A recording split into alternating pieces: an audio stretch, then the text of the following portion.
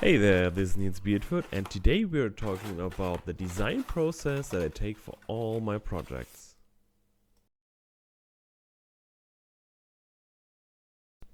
I start with getting some reference pictures, transfer them on my program, and then try to come up with the first very rough shape of the pattern and how I could imagine it.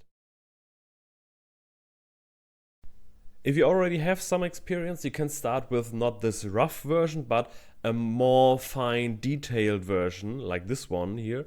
And then you print it out, or in my case, I like to use a laser on cardboard and then build it together and see what works.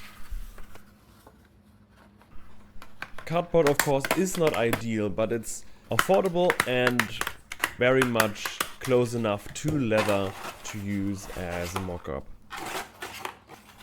You will notice some changes that need to be done.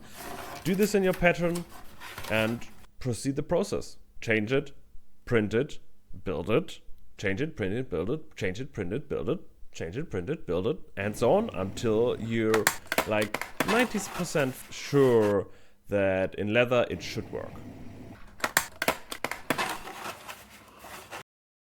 Of course, much of the reasoning why the pieces have certain shapes happens in your own head. But even for me, one who does this already now for a few years, I often have to think about it, have an idea, and then have to try it. And oftentimes enough, shapes can get very quickly very complicated, like here, and I have to make mock-up versions because I can't wrap my head around it. So if you think, oh, I don't have the creativity for this, you just have to do maybe more cycles. Just get used to it. Make more cycles, more mock-ups, more versions until you get to where you want to be. I hope this gave you a little view on how my creative process works. If you have any questions, just leave them in the comments down below. I will take my time to answer as many as I can.